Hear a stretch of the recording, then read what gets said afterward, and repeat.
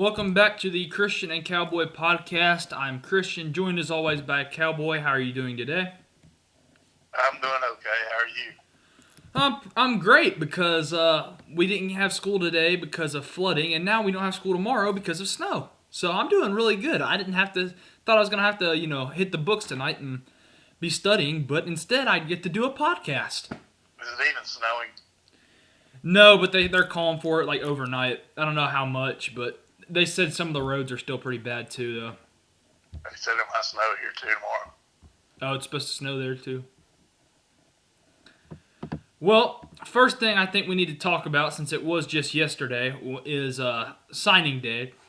Tennessee picks up, flips two signees here. D. Beckwith, athlete out of Florence, Alabama, flips from Florida to Tennessee. 6'5", 215, 3-star, which obviously will help since we need receivers in the worst way. And we get another receiver, flip him from Florida State, 6'5", 190, Malachi Weidman. He's a 4-star from Venice, Florida. Flipped him from Florida State, and he plays basketball, so he will probably suit up for the basketball team as well. But listening to Rick Barnes the other day, from what I've been told, he's probably going to just mainly play football. He'll play basketball, but he is at Tennessee on a football scholarship. Therefore, his priority is football. So, You know what they could do with him is redshirt him in basketball, yeah, they could do that. which is what they should do. Give him some time because you never know about that, man. I mean, there's guys that played basketball that played basketball ended up great football players. Well, it could go the other way too. He might not be that great at football and end up being a great basketball player. You just never really know. The school ought to make sure that they give him every opportunity to succeed in both sports. Antonio Gates is a guy that played basketball in college. Tony Gonzalez too, right? Yeah, Gonzalez. Julius Peppers played in North Carolina. I didn't know that. Yeah, so it's not unheard of. Yeah, I mean, yeah. It's something you can do. I've just never seen it happen at Tennessee or anything. That's why I think it's cool. Well, back when I was your age, and I always say when I say your age, really I'm talking about when you were like 12, 13. Gotcha. Now you're getting old on me. But man, they used to have one of the ways that Tennessee used to recruit was to the track program. Yeah, I've heard about that. I think I've heard the story before that we didn't get a Dory Jackson because our track program was down, and if our track program was good, he was going to go to Tennessee. Tennessee used to have the best track program in the conference, and I mean, you get some of these just speed demon guys, and they would come to Tennessee to run track. They didn't have to practice in the spring. They loved that, but I mean, I could sit here and talk about guys for days. Stanley Morgan, Anthony Morgan, Willie Gault. Damn, I didn't know Willie Gault. I mean, yeah, it goes on and on and on of guys that just were speed demons, and they ended up playing some football too, and they helped the team. So I don't think this kid. I mean, I don't know if he's any good or not at either sport. You never really can tell high school kids, but if he's recruited that heavily in both sports, he's got to be a great athlete. Yeah, for sure. And the way they were talking about this on Talk Sports today, way I look at the way they were saying is, maybe not necessarily next year, but maybe 2 or 3 years from now, Harrison Bailey's probably going to have some absolute stud athletes on the third two on the offensive side of the ball. Well, you hope 2 or so. 3 years. I mean,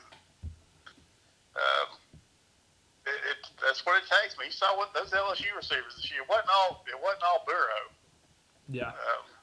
God, good Lord, those receivers for LSU were next level. We've never had kids like that. I can ever remember they could play wide receiver like they did. So.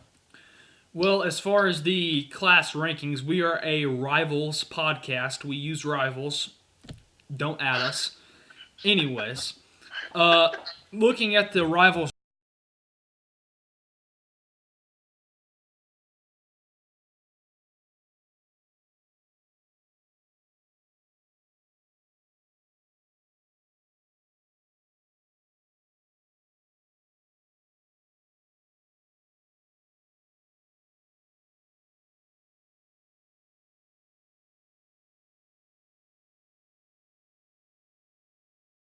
10.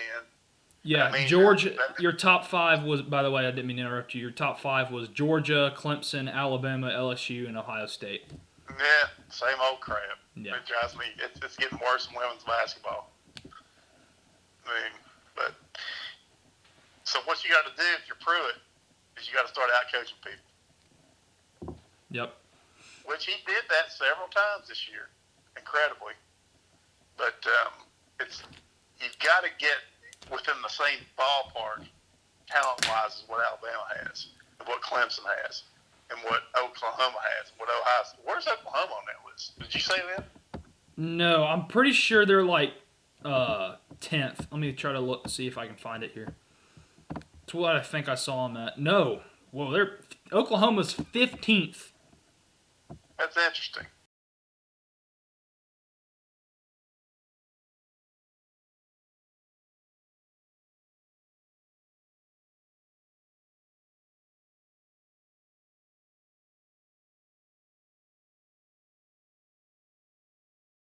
I guess the one downside of going to Oklahoma is you're not going to be playing great competition every week, but that can be a plus too. It just depends on the kid, I guess. You know, you might have one kid that wants to play against top-notch competition every week. That's why he would go to a Tennessee or any SEC school, obviously. But you might have a kid that just wants to, improve his draft stock. Which I mean, playing against SEC schools will improve your draft stock. But it's just a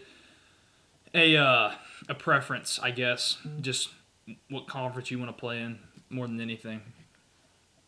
Well, it just kind of goes to show you the power of, kids your age. I'll go back to that. Tennessee's never really done anything your whole life. Yeah. Yet they still can pull a top 10 recruiting class. Yeah. Now, why is that, do you think? Because they're in the SEC. I think that's part of it, but it ain't all of it. I'm sorry to interrupt you right now, but the Bucks have wrestling matches before every game, and Giannis just gave Brooke Lopez a rock bottom. That was awesome.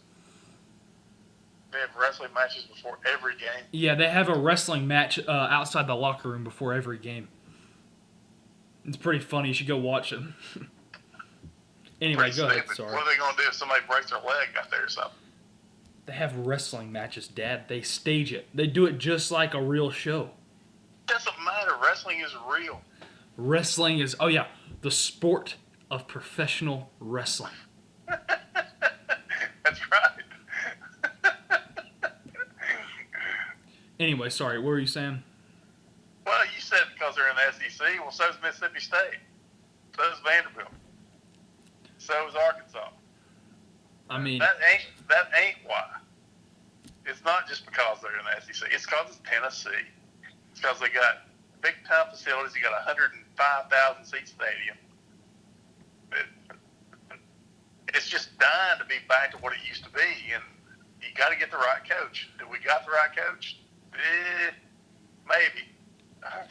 Yeah. One thing that they were talking about on Talk Sports today that I thought was a interesting segment was it was grading Pruitt and the staff based on this year's season and this year's recruiting cycle on a scale of 1 to 100. I said 80 on the dot.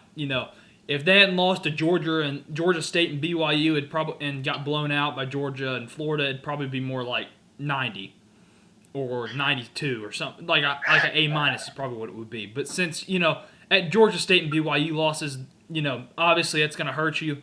But that you recovered well from it, obviously. So I went ahead and gave Pruitt and his staff an 80 on the dot. I think that's probably fair. I mean, that season looked like it was over, so. But we were talking about they're going to fire the coach. We might win. It's going to be a worse season than what Butch had. Mm-hmm. It looked like there was no hope. Not an exaggeration. Yep. And they got off the mat and answered the bell. So they can't ever have a loss like that again, though. Yeah. The BYU loss, I don't even mind that one so much. Yeah, I don't either. I mean, honestly, BYU, I feel like I feel like even if we'd beaten Georgia State the week before, we still could have lost to BYU the next Oh week. yeah. We still could have lost the exact same way the next week. It would. Yeah. I mean, it's just one of those things, you know. But the Georgia State thing, you know, it's just good. God, I still can't believe that happened. But they can't be getting blown out by 1,000 points to Florida. That's got to stop. In fact, he's got to win that game this year, in my opinion. You know, they were kind of talking on Feinbaum today about, you know, if Tennessee can maybe be a dark horse in the East. And, you know, that's what Feinbaum said was Florida was the main game as usual. It's going to be the main game again, as it always usually is. And it's going to come down to if he can step up and find a way to get it done. But honestly, right now as we sit here in February, I know it's early, but I think we have a better chance to go on the road and beat Georgia in Athens than we do to beat Florida at home. Mainly because I just don't I don't see the hype behind Jamie Newman. Lost his name for a second. I just don't see the hype behind him. You know, the one talented team he played all year at Wake Forest was Clemson, and they beat him by 60. So I just don't see the hype behind him. And another thing, you know, you think about it, I think playing Georgia in November is going to help us. I think having more time to prepare for them, and, you know, it's one of those things where Georgia's fan base checks out. If they have 2 or 3 losses and are already out of contention for the East, they're not going to show up. Now, I don't think that's going to happen, but in a case that it does happen, they're not going to show up. Like, if Georgia has 2 or 3 losses when we play them, no one's going to be there. I mean, it's possible. I mean, but you can take it from the other perspective. That playing Georgia late gives that quarterback more time to get. That's also true. Yeah. If you look at the returning quarterbacks in this league, it's pretty sad. I mean, this is the time that you can probably take control of this league, honestly. Yeah, with the returning quarterback, that's pretty sad. No, I'm just kidding. Well, I'm assuming that Bailey takes over the job. Let's go ahead and make a prediction about that. By what week do you think Bailey takes over the job? Oh, I don't know. He may suck. I mean, you don't.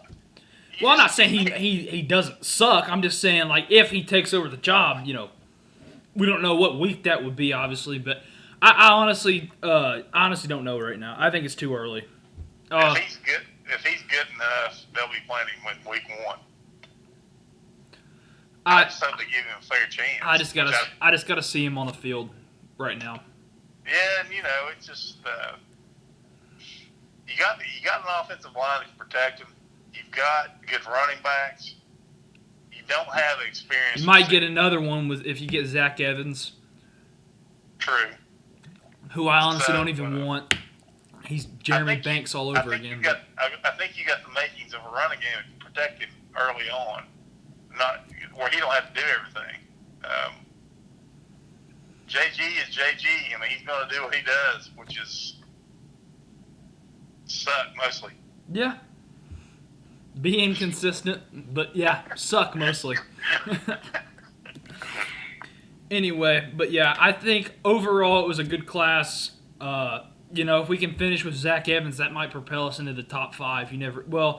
But I looked at it earlier. It's a pretty significant gap between us and A&M, though. They do it like on a point system. We're at like 23 point something, and A&M's at like 26 point something. So I doubt it changes us anything but like maybe one spot. But what's crazy is like I was looking at like the 24/7 Sports has him as like the 33rd best prospect ever. Like the 33rd highest prospect ever, like all time. I mean, but you know, who knows though? Stuff like that is just so dumb with 17, 18-year-old kids. They wouldn't even think to do that. Let's see who is the 33rd ranked prospect of all time. I mean, well, it's Dad. They do it on a point system, and that's where he ranks. You know who's the highest rated prospect of all time coming out of high school?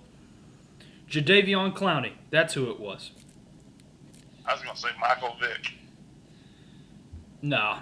Well, he might. He's probably up there. He's probably in the top 10. Speaking of him, I get to watch the part 2 of his 30 for 30 here in about an hour. I'm excited for that. The first one pretty good. Yeah, it was good. I learned a lot. I didn't know. They didn't really get into the dogfighting yet. They'll probably get into it more tonight. But I didn't know about that house he had in Virginia that he basically just flew a plane back and forth to, like in the middle of the season. Yeah. Vic was really something, man. I mean, he was the most. I would say he'd be in the top 5 athletes I ever saw in my life. Dang, that's saying something. I mean, yeah. And he was small, too. I mean, he's just a little old guy, probably about 6 foot tall. That's about my size. Not a whole lot bigger. Yeah. But just unbelievable quickness and speed. I also had no idea that, what was that coach that used to coach at UCLA that was his coach for a little bit in Atlanta? Like Jim Mora? Yeah, Jim Mora. I had no idea he coached the Falcons when he was there. Yeah. And I also had no idea that Eagles team that lost to the Patriots in the Super Bowl beat the Falcons in the NFC Championship game the 2 weeks before. They sure did. So Vic beat Green Bay in Green Bay. Yeah, they talked about that. Yeah, that was I couldn't believe that happened. That was I would say all the surprises in my life. That's up there. I couldn't believe they did it. Yeah. And they beat them easily. It wasn't even a good game. They didn't say that. They just kind of talked about, No, it was a blowout, basically, in Lambeau. What was the score? Was probably done. That Michael Vick was cheating. Yeah, Michael Vick was cheating. What was the score? Do you remember? It was like 34-13. Dang. Something like that. So was it kind of like the Titans-Ravens game? Yeah. Similar? Good comparison. Yeah. Pretty much, yeah. That just brought back so much happiness in my life, just saying that. It was so fun. Anyway, moving on to more depressing topics. Let's move on to Tennessee basketball. It's not real depressing right now. Not as depressing. They got a big win in Tuscaloosa on Tuesday night. Come from behind. They were down 15 points at one point in the game and still find a way to get it done. Yves Pons, man, he just absolutely balled out. I mean, some of those plays he had down the stretch of that game was just jaw-dropping. I mean, that last play by him too, where I don't think it was Petty that he stopped, but whoever it was that drove to the goal, and he just basically he went up to shoot it, and he basically just took it off of his hands and took the foul, and then made the free throws to close it out. So, what are your thoughts on this team going into the Kentucky game? Well, they got to win it. To have any prayer of making the tournament, obviously. This was in Knoxville, the one Saturday? Yep, Saturday at 1 Eastern in Knoxville on CBS. Well, they got to win it, because if they don't, they got to win in a row. Which, yeah, good luck with that happening. Probably not going to happen with this team. You never know, really. Vanderbilt had them in trouble for most of the game there. Yeah. Oh, speaking of Vanderbilt, congrats to Vanderbilt for getting their first conference win in 26 games against LSU. Against LSU Puke. Yeah, that's basically. Oh, that's awesome. I'm calling them that from now on. That's like a really good comparison, actually. They're the cheatingest team in the league now. All of a sudden, the cheatingest team in the whole SEC is LSU. Who would have thought? Both sports. Football and basketball. I don't know about football as much, but basketball for sure. Yeah. Anyway. But yeah, I think Thompson Bowl, that win against Bama obviously was huge, and obviously it was a must-win. Every game's a must-win at this point. It's kind of like how the Preds are having to play right now, if you want to compare it to hockey, where obviously the Preds are outside of the playoffs right now, and Tennessee's obviously outside of the tournament picture right now. So it's one of those things where it's like every game is a must-win. Well, not every game, but I mean they're gonna have to. They got to beat. Well, close to every game. Yeah. Saturday.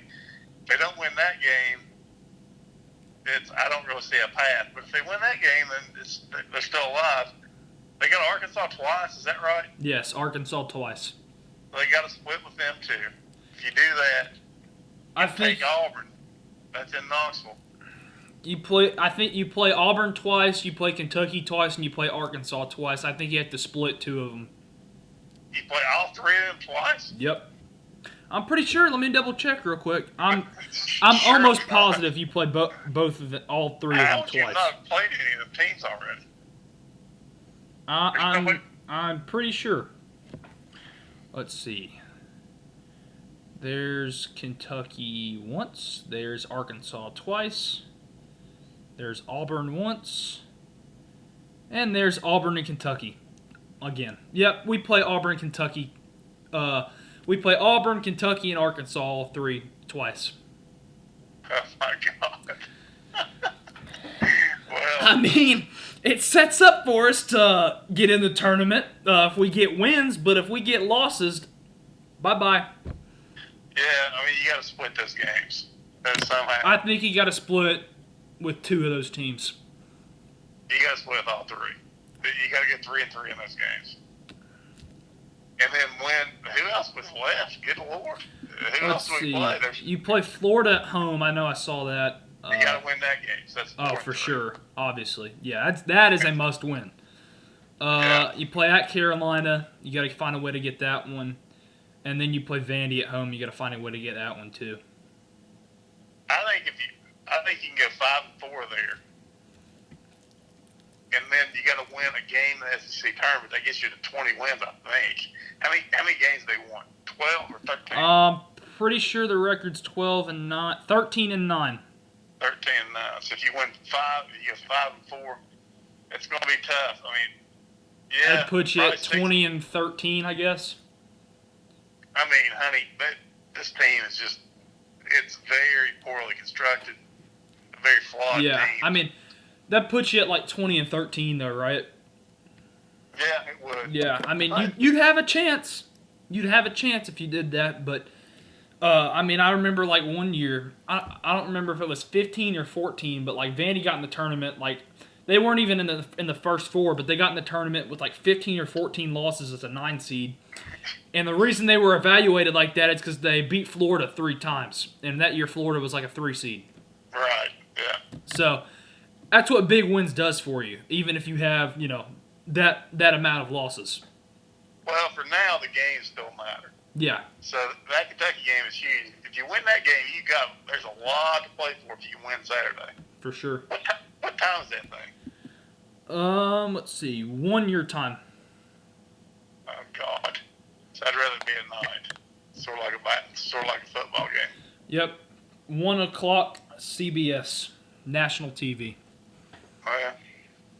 Yeah, but you know what a good thing is? I think when we play Auburn, I'm pretty sure I saw that. Yeah, we play Auburn. That's a noon game. What time zone is Auburn? Are they Eastern or Central? I couldn't tell you. Well, either way, it's either going to be noon or 11. That's on CBS too when we play at Auburn. So that helps.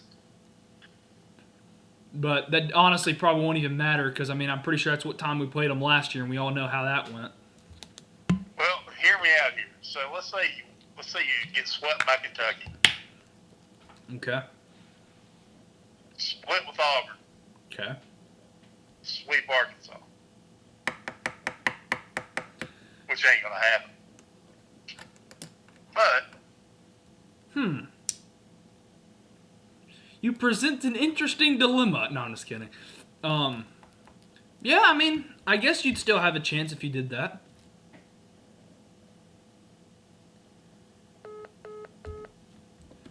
We have lost connection with Cowboy. Not sure what happened. His phone probably might have died or something, but technical difficulties. We are working to resolve them. We'll be back in a few moments. If I can get the Cowboys back. We lost signal somehow. We're not sure how. We believe someone has hacked us. Kryptonite. It was kryptonite. That's exactly what it was.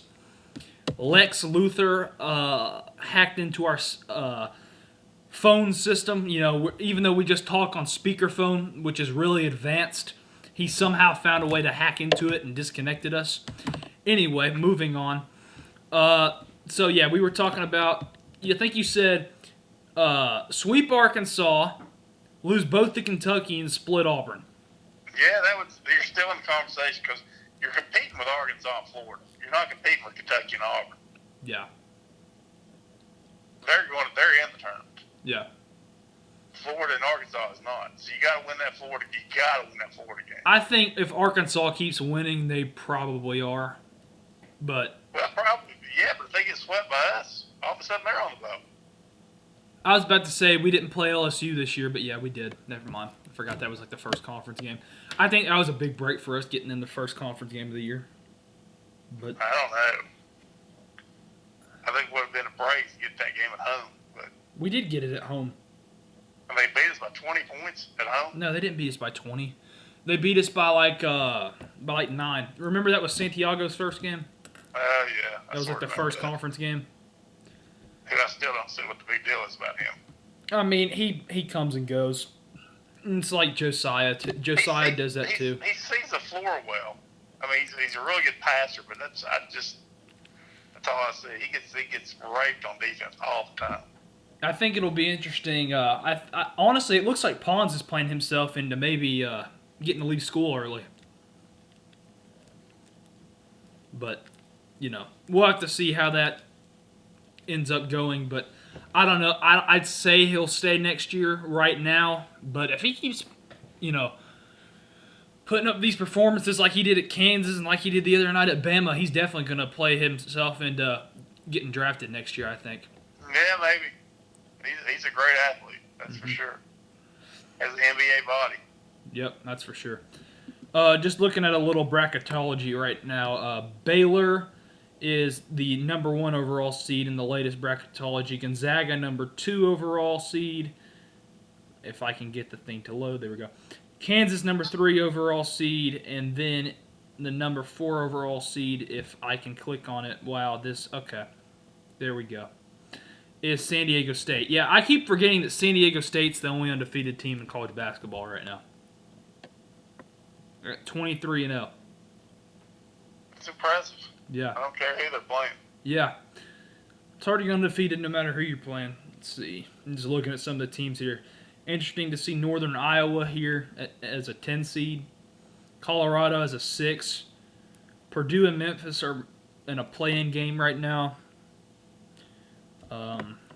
So yeah, I didn't see what the hype was of Memphis coming into the year, but yeah, Lenardi has Florida as an 11 seed right now. He's got LSU as a 4 seed. Let's just go through here.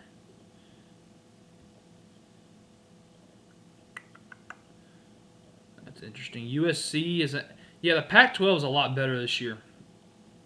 Yeah, it is. Kentucky at 5. Yeah, it's funny. Ohio State was like number 5 in the country, like before conference play started. And now they're like an 8 seed in this bracketology. Yeah, he's got Kentucky playing Yale right now as a 5 seed. Murray State as a 15. He's got Mississippi State as one of the last 4 in, playing VCU in a play-in game. So yeah, I think that Mississippi State team's honestly sneaky good. Auburn a 4. Let's see here. Arkansas is a 9 right now. So yeah, I guess they're not locked in yet, but they're pretty close. How's ETSU doing? They lead the Southern Conference. I mean, they got a chance for an at-large bid if they don't win the tournament. I think last time I saw, I was just looking at it from the phone, so it didn't show. It does on desktop version, but I think last time I saw Lenardi had ETSU in like the first 4 out. Like, so even if ETSU doesn't win their conference tournament, they're going to be on the bubble and maybe can still get in for like an at-large. It's still crazy to think that that team went into Baton Rouge and just basically dominated an LSU team that's leading the SEC right now. Yeah, they're still in first in the SEC even after their loss at Vanderbilt on Wednesday night. All right, moving on. Super Bowl talk. The Kansas City Chiefs pull off yet another comeback. They were down 20-10 with about 6 minutes left in the fourth. Patrick Mahomes rallies the troops, leads the Chiefs to their first Super Bowl in exactly 50 years, and they get it done against the 49ers 31-20. I believe Damian Williams was robbed of MVP. I don't think Mahomes deserved it because if you think about it, you even texted me this Sunday during the game. If Mahomes made some of those throws he missed in the first half, that game probably would have been a blowout. So I think Damian Williams deserved it, but I'm happy for Mahomes. I like Mahomes, and the person I'm most happy for is Andy Reid. That dude's a great coach, and he's just a great guy. So I've wanted him to win one for a while, so I'm glad he finally got one. Yeah, I agree. I mean, I agree. Williams probably should have won the MVP, but listen, Mahomes is in the next universe in terms of quarterbacks. Every time he answered the bell, every game in those things. Yep. Me and your Uncle Brian talked about this. He was nervous that first half. Probably. The first quarter especially, he just wasn't himself. He never really got his legs under him. But he just finds a way. Yeah. And he's still 24 years old. That's the crazy part. Is like if you think about it, Joe Burrow is like a year younger than him. Yeah.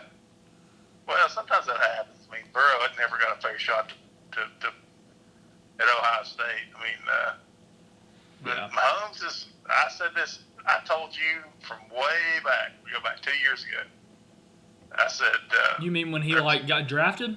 I'm talking about the first game he started, and he's like 14 of 16 for 390 yards. Who did they play that game? No, was that when they played the Patriots? I don't know. No. The first game. No, what game I'm thinking about is when they played New England to open the season, and that was the game that Kareem Hunt had his coming out party. That was It might have been. No, I remember that game because I drafted Kareem Hunt in my fantasy league with my last pick, and I left 32 points on the bench in week 1. I do remember that. I was so mad, and the whole league was just absolutely just blowing my phone up, saying you just left 32 points on the bench, you idiot. And I was like, how was I supposed to know? I don't know. I had never heard of a running back from Toledo. I just took him because that's who was the best available. I needed another running back. I didn't know. The Chiefs don't have Hunt anymore. No, he's at the Browns. Yeah. Yeah, I don't remember. I kind of remember what you're talking about. I just don't remember who they played that game. I don't either. But he's the best quarterback I've ever seen in my life. And here's my thing about the 49ers is they're going to be back there. I think Shanahan is going to take them to. Now, I'm not saying he's going to win them, but I think he's going to take them to at least a couple more Super Bowls in his time in San Francisco. We'll see. Everybody thought that about the Rams last year, too. Well, I don't know. I think that division's becoming probably one of the toughest in the NFL. It is the toughest. Yeah. If you ask me. Yeah. You got Kyler Murray. Down the one thing I will say about the Cardinals is down that stretch run of the year, they were giving some teams some fits. So maybe he's finding his way there in Arizona and they can make some noise next year. I doubt it with that division, but you never know. Anyway, what'd you think about Kyle Shanahan's great clock management? Yeah, he blew it. He should have. They should have tried to score. I mean, well, it's not that. He runs the ball the first play of the drive. Gets a good gain of 5, solid gain of 5 to start the drive. Why didn't he just keep the ball on the ground? Well, by that time, it didn't matter because he didn't take any timeouts. I mean, I would look more at, in the fourth quarter, he quit running the football. He started throwing it more. That's what I'm talking about. Yeah. Yeah. I don't know what he was thinking. I'm talking about the drive where they went 3 and out after Kansas City scored to make it a 3-point game. Yeah. He had 2 straight incompletions. I don't know, because Kansas City couldn't stop him. I mean, he doesn't really get it. It doesn't seem like that's two big Super Bowls. If he just runs the ball, he probably wins. Yep. And I don't know. I can't do it for him. Yeah. You know? No one can. Well, sorry. Go ahead. No, I was done. Well, now that we can close the book on the 2019 NFL season and we can move on to focusing on re-signing Ryan Tannehill and Derrick Henry and where the heck Tom Brady's going to go. And it better not be Nashville. It's to the point where I'm tired of hearing about it. He just needs to stay out of my city. That's what I'm saying. Well, I don't know why, but I kind of got a feeling he's going to re-sign with New England. I don't at all. I think he's gone from there. I said it last week. I think he's going to be at the Raiders or the Chargers. Yeah, I think it's either going to be he re-signs with New England, or the Raiders or the Chargers. I think it's one of those 3 too. But I don't know why. I'm just feeling that he's re-signing with the Patriots right now. I don't know why. I'm not going to lie, that was a good troll job by him with the Super Bowl commercial. But anyway, I don't want to talk about him. We hear enough about him. Moving on to blockbuster trade in the MLB this week with Mookie Betts and David Price both being traded to the 2 mid-state talents from the state of Tennessee, both being traded to the Los Angeles Dodgers. What were your initial thoughts about that? I didn't think about that. You're right. Yeah. Both of them are Tennessee guys. Yeah. David Price is from Blackman, my high school, and Mookie Betts from Overton. That's amazing. Yeah. Which Price is quite a bit older. Yeah, for sure. Wasn't he at Blackman like the first year the school opened? You talking about Price? Yeah. I'm pretty sure he was. I guess. That school's been there a lot longer than you think it has, though. It's 20 years, exactly. The only reason I know that is because they've been, campaigning it, all school year. 20 years. But he was there. It wasn't the first year it was open then. Yeah, but yeah, this is the 20-year anniversary, yeah. It opened in 2000. All right, well, what are your thoughts on that, though? I think the Red Sox are out of their minds what they're doing. Oh, I agree. I think everyone agrees with that. To save money, they print money. I mean, they might as well have their own dollars. They're so rich. Well, I don't know. I think the prize pickup is just as big as Betts. Yeah. LA's going to score runs. I don't care who they put out there. They traded John Peterson to Anaheim. You saw that, right? Yeah, I saw that. Just signed Max Muncy to an extension today, too. I mean, they got guys all over. That lineup is going to be brutal to hit against now. Or to pitch against, I should say. Yep. I don't know how anyone's going to do it.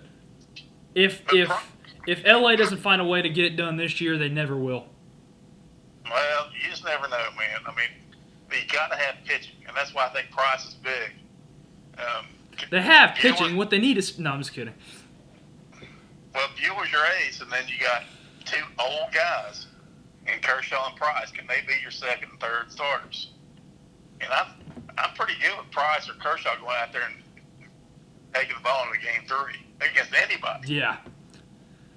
I mean, yeah, that's the thing that I think is going to be the scariest for all these teams about the Dodgers is your 3 playoff pitchers now. It doesn't matter what order you put them in. It's going to be hell for opposing teams. Is David Price, Clayton Kershaw, and Walker Buehler.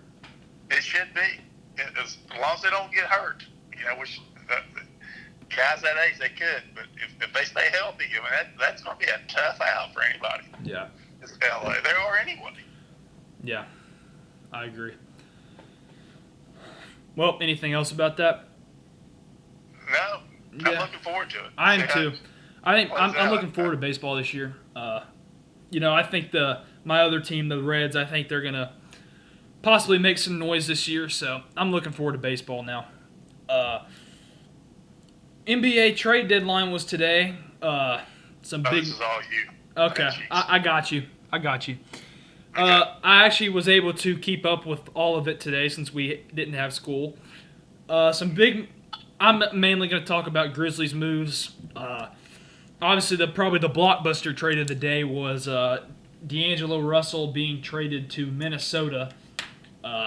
I don't have all these trades in front of me, so I'm not going to be able to tell you like the exact pieces that were traded. But anyway, D'Angelo Russell was traded to Minnesota. I guess I'm not really sure what they're trying to do there, but they've lost like 13 in a row, so I don't know why they wanted to. I'm pretty sure Andrew Wiggins was traded to. Yeah, that was another thing today. Andrew Wiggins was traded to Golden State also, so Golden State right now is building towards next year. If you think about it, they're going to have Clay and Curry back. They're going to have probably going to have the first pick in the draft this year, and they just added Andrew Wiggins. So Golden State is building up to not necessarily be as dominant. I mean, they're never going to be as dominant as they were when they had KD and Iguodala and all those guys, but they're building up to where next year they're going to be able to be in contention again. As far as the Grizzlies go, a couple other blockbuster, I guess. Not really blockbuster, but Andre Drummond was traded from the Detroit Pistons to the Cleveland Cavaliers, and Marcus Morris goes from the Knicks to wow, I just forgot where he got traded to. See, so many trades happened today, I kind of forgot, so let me look it up real quick. Yeah, my fault. This one's on me. He got traded to the Clippers. Yeah, that's who it was. I knew it was one of those teams out west. I just couldn't remember who. Anyway, yeah, Marcus Morris to the Clippers. So a lot of teams adding pieces today. Clint Capella traded to the Hawks yesterday, so moves happening all over the place. As far as the Grizzlies go, finally got rid of Andre Iguodala, thank God. Traded him to the Miami Heat, and in return, we're getting Dion Waiters and Justice Winslow, who I think is going to be a big addition for us. I think he's going to be able to bring something that's going to help us. I mean, we're in a good position right now.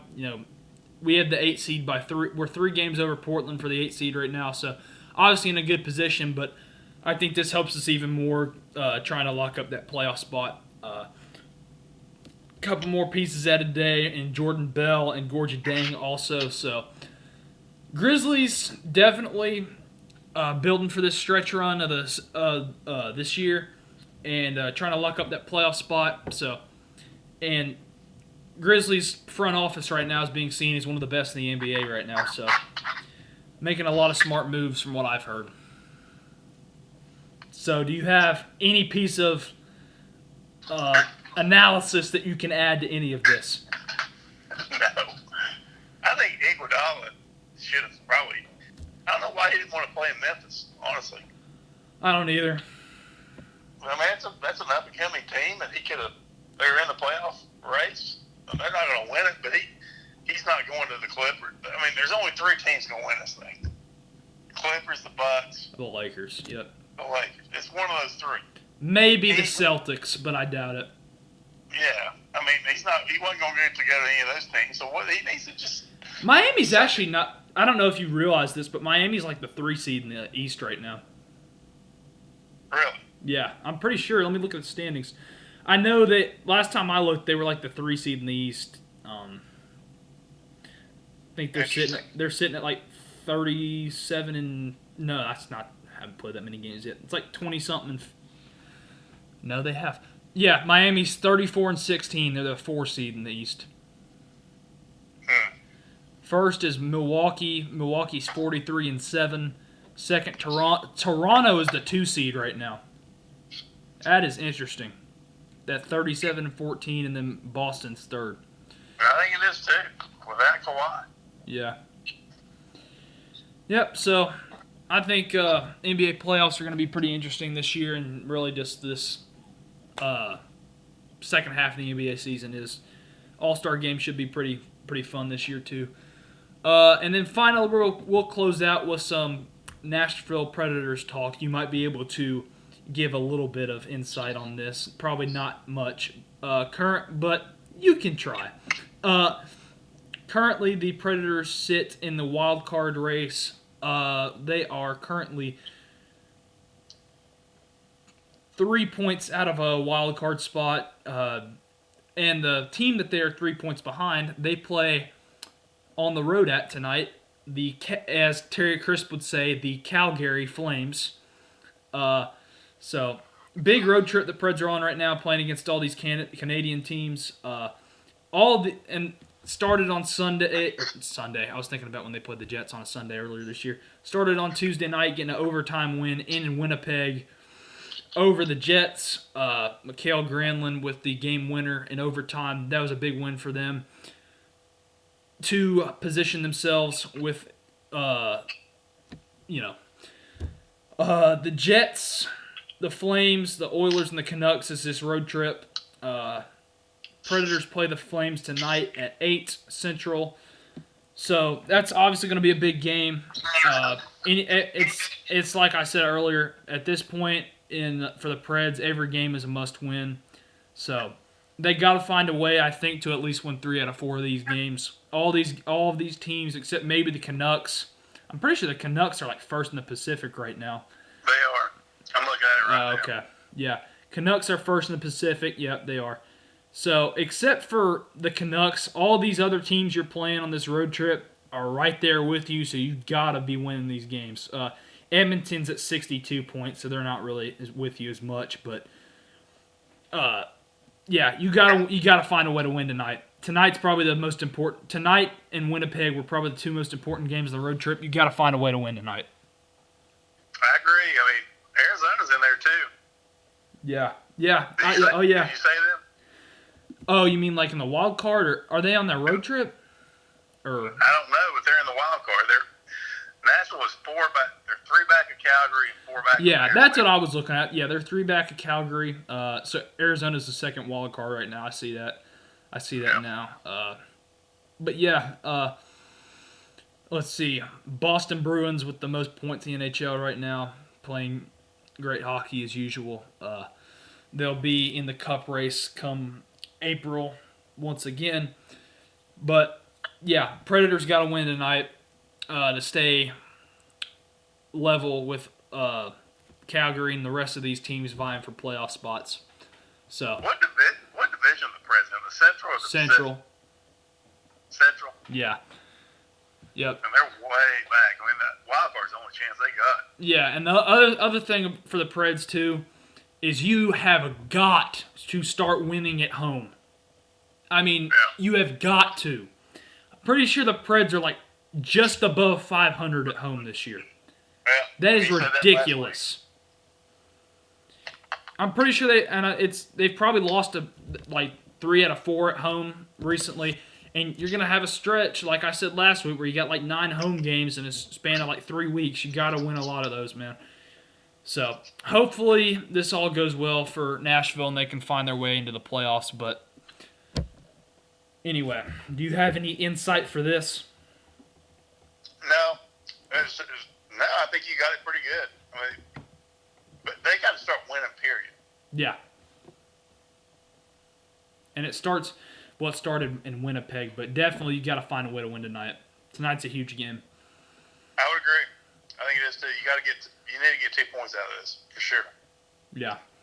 I mean, I guess even if you get 1 point, it's not the end of the world, but still, they would still be ahead of you in the standings. But I guess you would close the gap by 1 point, but still, you got to find a way to get 2 points tonight.